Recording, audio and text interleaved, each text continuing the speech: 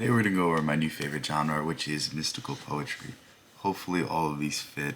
Some of them are fairly big, but this is a genre that I've been slowly going through recently and just enjoying and I can't get enough of. And what really inspires me about this is that you can say so much with so few words, and in fact the deepest mysteries that exist are only capable of being expressed through symbolism, through reading in between the lines, through poetry. And I'm just having a whole lot of fun with it, so I feel like I would share it with you guys. And first thing we're going to talk about is Rumi. If you don't know who Rumi is, just click off this video. No, I'm just kidding. Rumi is one of the greatest poets that ever lived. You can't deny it. You can't say otherwise. And truly, he has something special in his writing. My favorite ideas from him are that there's a love that ties us all together. That the thing that connects us all is this essence and this feeling and this almost mythic level of a metaphysical principle that in some way gives every single thing in life meaning. And I honestly wish I could read Arabic. I'm pretty sure that's what he writes in, just because I want to read the original poetry, because I definitely know that there is something lost in translation, but even the translations are just tremendous. The next thing we have is the Book of Mirdad, which is, I would say, my favorite book. I don't know. I have to reread it and see if it holds up. But when I read this book, I put it down and I was like, that was something special. It's a story about basically this fictional arc that was created after the fall of man, after the great flood, after Noah's Ark. And essentially the ark was set up to create the future, or to prevent the future flood, and they have lost their ways. So this traveler comes, he doesn't speak for 7 years, and after 7 years he begins to show the people the error of their ways. And it borderlines between a story and poetry, and it's a work that really has a lot of heart and soul, and it's something that I've never forgotten since the moment I've read. And I really want to reread it again after I finish the book I'm reading right now. I will hopefully get to it. I am going to do another video on this in the near future though, so I will leave the analysis for that. But overall, it's a tremendous book. It makes you feel something deep in your heart. And my favorite idea from this is, it's not necessarily the worst thing to make a mistake. It's not necessarily the worst thing to do something wrong. It's the worst thing to do when you hold it over your head, where you hold the guilt, where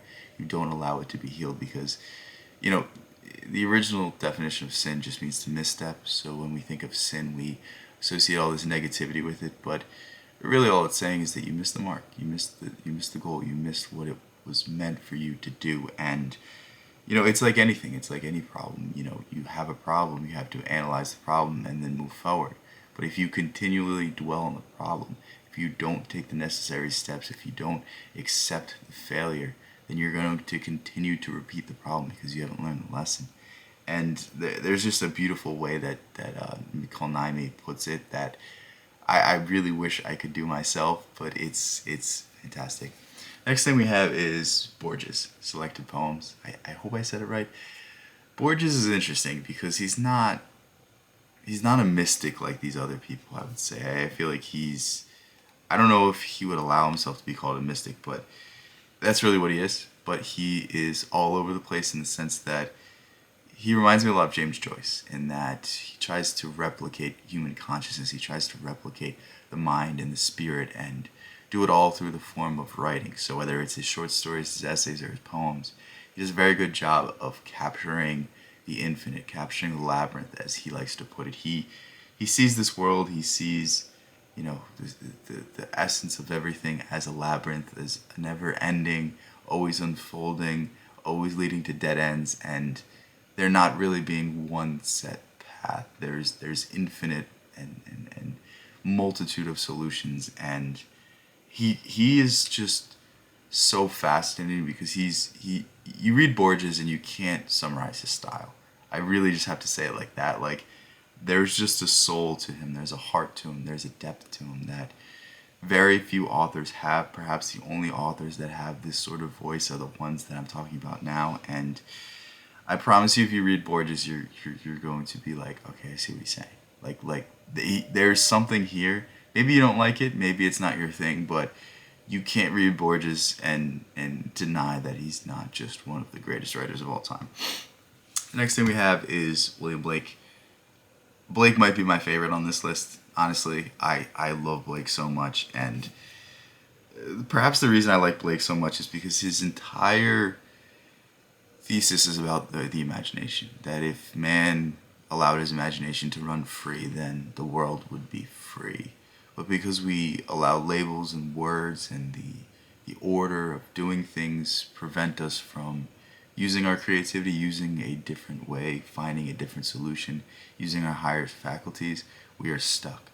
And essentially, Blake writes everything to aspire the imagination, that the imagination is God in a certain essence. And I love it. That's really central to my way of looking at things. It's really central to the way I approach things. So, of course, I'm going to love Blake. But Blake writes everything as if it's a work of the Bible, as if it's that same mythic scale. It reminds me a lot of John Milton or Dante, and the fact that every reference he makes is a reference to the Bible, and it really gives this heightened weight to it. But when you read Blake, you're thoroughly impressed. And the most interesting aspect of Blake is that he's not just a poet, he's also an artist as well, and the fact that he would write his poems on, I think it was bronze tablets. It's bronze or some other metal, but he also would do engravings, and these engravings would be very, very, very weird and very scary and somewhat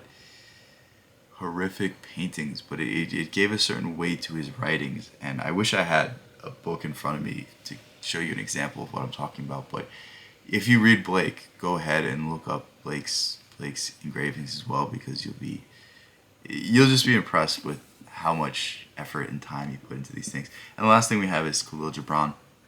Kahlil Gibran is the thing about Gibran is he's unlike these other authors in that he's capable of carrying the same weight. He's capable of carrying the same depth. But to me, it feels like these authors mostly focus on the infinite, mostly focus on the more esoteric, and don't kind of put it into perspective, don't kind of remind you of the weight of the world, remind you of the suffering of the world. And that's what Gibran does differently, in that Gibran in one sentence could be celebrating the world and then the next be talking about the horrors of it.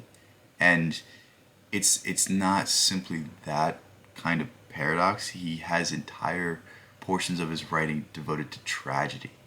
And it's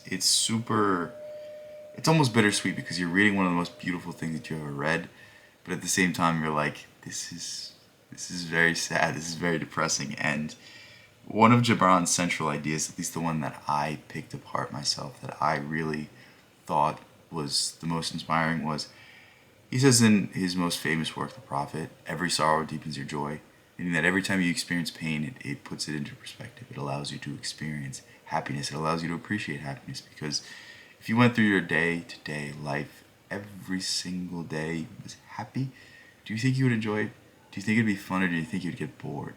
And in fact, it's our setbacks, it's our missteps, it's our mistakes, it's the things that go wrong, the things that happen to us that we don't deserve, that make everything worthwhile, because without those things, we can't experience the contrast. And yeah, these are, 5 books, 5 of my favorite authors, 5 of books that I've been studying the most recently. And yeah, I just want you guys to pick this up, because this is a fascinating genre. Please, if you know any other authors that talk like this, that write like this, that carry the same weight and the same depth and the same essence, like please push them my way, because all of these writers hold a special place in my heart, and they inspire me to, write myself and live myself and experience for myself the things of this world. So if you want to read my book, go ahead, check that out. It's the first link in the description.